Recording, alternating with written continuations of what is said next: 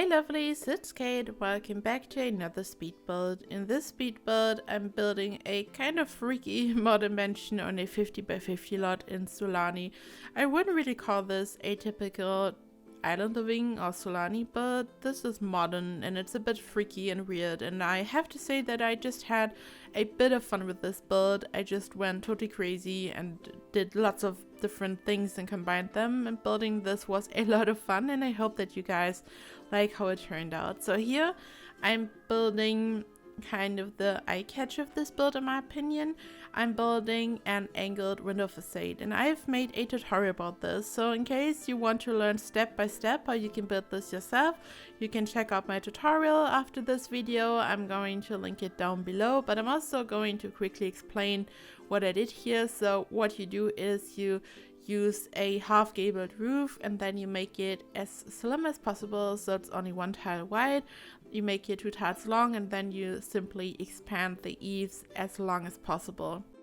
Then you apply the glass and you just kind of hide it inside a column, and this is what I did here, and I think it looks super amazing. And I'm going to say this right away, your Sims will not be affected by the weather inside these rooms.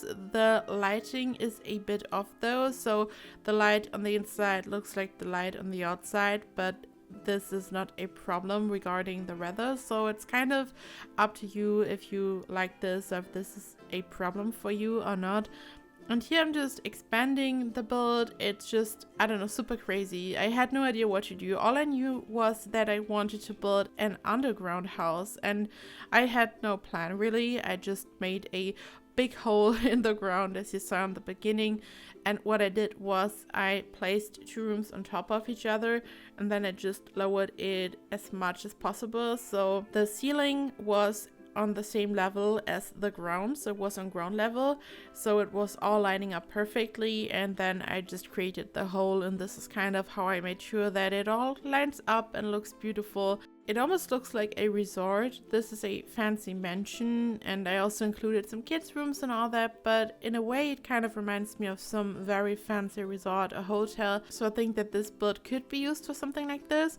And here I'm working on the pool section. The pool section also looks totally crazy, and I kind of realized at some point that it looks like a dam.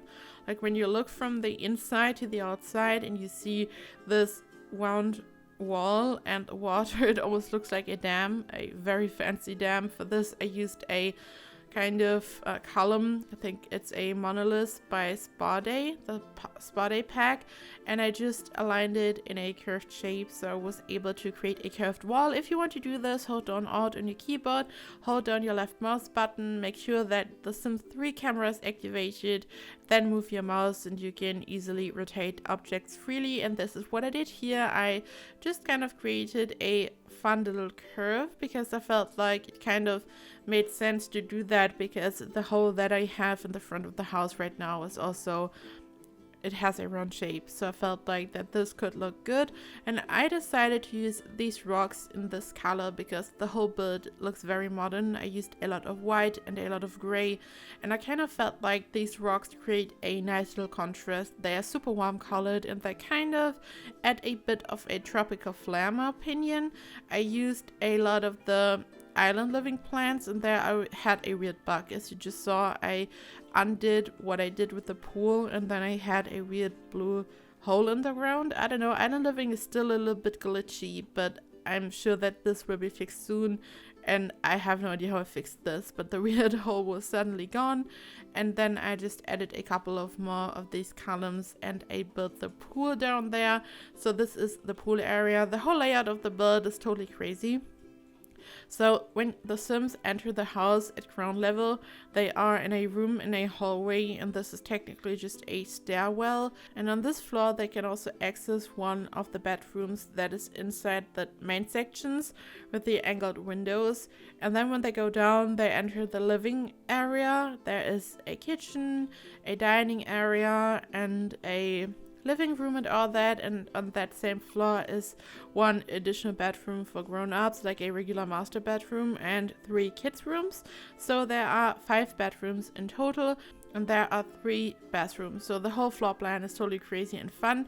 And then at the very top in the center, there is a party room. I added a bar and this little kind of buffet table that is part of, I think, luxury party stuff or something, where you can serve some food without needing a kitchen.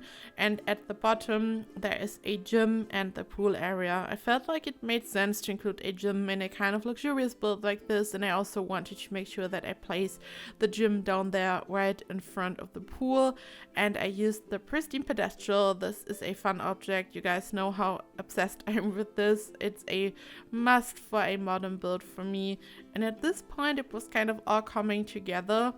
The roof on the right side, in my opinion, kind of ties it all together, and the roof really made it look very unique and special, but at the same time it was a lot of trouble to include this roof while building, because whenever I wanted to build a wall somewhere, at least in most areas, it wanted to delete the roof, and I wasn't even near the roof. So this was causing some trouble, and eventually I removed it and then placed it again because I wanted to add walls where it wouldn't let me, basically. And in the back, I added this half circle. This is just another kind of patio area. There are lots of areas where Sims can just hang out and chill on the outside and enjoy the view. And I felt like this totally makes sense in Sulani because the view is just stunning. But you could, of course, also place this lot on another lot. This is not a waterfront lot, this is a regular lot, so I could have built this somewhere else, but I'm still in the tropical island living mode, so I totally felt like building there. And also this lot is the lot where the shipwreck is located, I think. So there are 2 50 by 50 lots in Sulani. One is the waterfront lot I have built on this lot before, and this is the shipwreck lot, and I just got rid of the shipwreck and built there, but it's a residential lot by default, I think. I still wish we could have gotten a 64 by 64 lot. This would have been amazing, but at the same time, whenever I'm starting to build on a 64 by 64 lot, I immediately think, what have I done to myself? Because it's always such a huge mega project. It's a lot of fun, but yeah, at the same time, sometimes I really have to hold myself back to not build something that's overly huge. So maybe it's good that it's only a 50 by 50 lot or 250 by 50 lot, but it would have been great. I mean, especially for those huge fun builds that some people have made, where they build these typical kind of Bora Bora resorts where you have lots of small huts and builds over the water, and they are aligned in such a beautiful way and connected with these beautiful little bridges. Super beautiful. I think there would have been even more possibilities with bigger lots, but I'm not complaining. Super happy with the pack. So my only complaints at all as a builder, I can only kind of tell you from a builder's perspective what I think of this pack, because I don't really play, I only build, I live in build mode. So from a builder's perspective, I'm really pleased with this pack. In case you want to know, in case you are kind of on the fence if you should buy it or something, it's a really great pack. I love all the furniture and all the stuff. I love that we got all these amazing flowers and the palm trees, and in general lots of cool things. I'm really happy with this. I think that Sulani is a very beautiful world, and the pack in general did not disappoint. So my only complaints would be the 64 by 64 lot missing. Maybe this is kind of something that's super important to you. I know that some people only build on these lots, so this is something to keep in mind. And also, I'm still a little bit bummed that we cannot use the terrain tools on waterfront lots, but apparently the reason for that is that otherwise it wouldn't have been able that the Sims can walk into the water, so it was kind of necessary to disable the terrain tools and the ability to build pools at ground level so the Sims can actually use the water and swim in the ocean. So I'm totally okay with this, because even though I mostly build and don't really play, of course a lot of people play, and for a pack like this it's absolutely crucial that the Sims are able to use the ocean and that they can just walk into the ocean and have a swim. So I'm totally okay with this. It's much more important that the ocean properly functions and not that we can use the terrain tools. But I have to say it was so much fun to use the terrain tools again, because all my latest builds are the island living builds. I built them on the waterfront lots, and here I was finally able to have a little fun with my good old terrain tools again, and it kind of really made me appreciate them. For my first Sulani build, I kind of did my good old trick where I just built a room with the shortest wall height, and then I added lots of rocks on the sides, so I was able to create kind of a fake mountain. I loved to do this before the terrain tools. I always created fake little hills and mountains, so it looked like as if I already had the terrain tools, but I didn't, and it's not really perfect. You can totally tell when you take a close look that these are not terrain tools, but it was kind of fun to use these old methods again, but now here I am back with the terrain tools, and it's a lot of fun. I'm still hoping for some type of water tool though, so we don't have to use pools to create lakes or rivers and all that, but maybe one day. I mean, the gurus are constantly updating and improving the game, so who knows. And here I'm starting to work on the interior. As I already said in the beginning, the light is a bit off. This is because even though weather is not a problem, technically this room is not fully closed because you only have the glass roof and no wall in place there. So this is kind of the sacrifice that you have to make if you want to have these fancy, beautiful windows. I think it looks super cool still, and I mean, it doesn't bother me that much, but I just wanted to mention it in case it does bother you a little bit. And here I'm just building the kitchen, and for the kitchen I used the new island living counters. I'm still so in love with them. Still no island counters or cabinets, but I just used the shelves that we got that are matching the counters, and I created those little island counters with the regular counters, and then I just added a little table in case you just want to have some little area where your Sims can have breakfast or something. And I had this little nook there. The nook kind of came about when I was building the window facade, because you create these columns and I don't know, it just happened, and then I just used this nook to include a bar. I also used the new sofas and just created these areas. So I wanted to have the living room area right in front of the window, and the same goes for the dining area, because I feel like it's just the most amazing thing to have the view and to sit in front of these wonderful windows. So I really wanted to kind of keep the kitchen in the back, and I built these areas right in front of the windows. And you can see the ground, the terrain in the back a little bit, because this is technically some type of underground house, at least a part of it. So behind some of the walls there's just terrain, of course, because it's inside the ground, at least in the back. So this is why you see the terrain.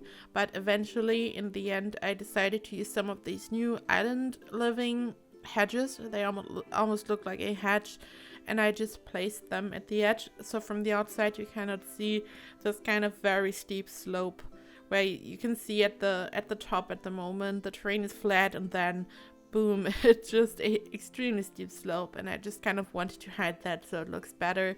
And this is a bathroom.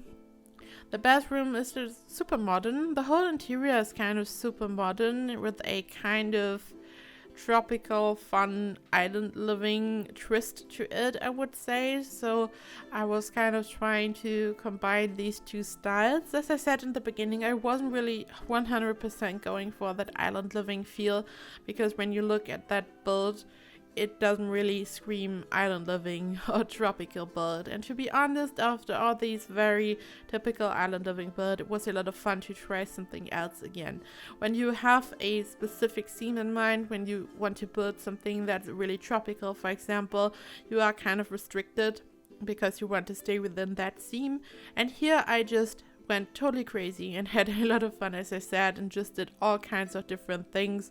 So this might not be a house with the most logical floor plan in the world, but it just built something and made the best of it. But as you can see here, this is one of the kids' rooms, and the other two kids' rooms are next to it. I cut that out.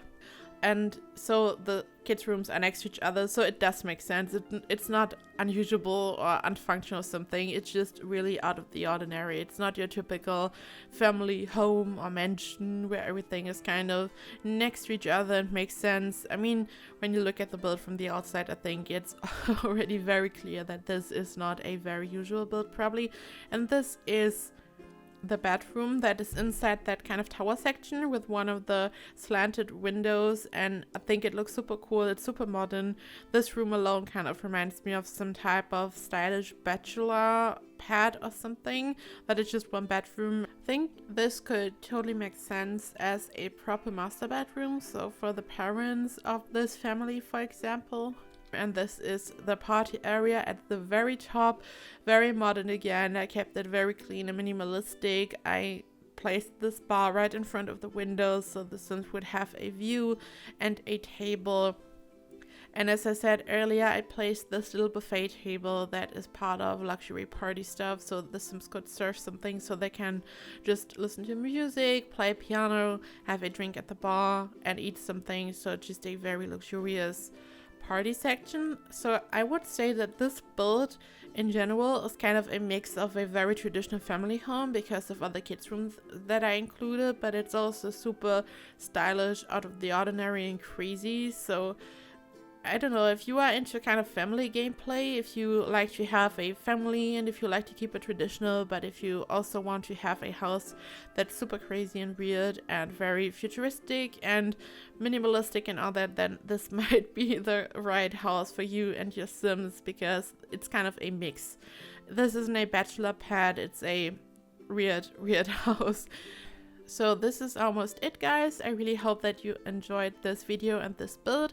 If so, please like and subscribe. As always, this house is available in the gallery. I did not use any CC, and you can find other information down below. And there you can also find the link to the tutorial for the angled glass facade, and I'm also going to include the link to the playlist with all my tutorials in case you're interested. I hope that you have a absolutely fantastic day. And thank you so much for watching, and I hope I see you in the next video. Bye bye!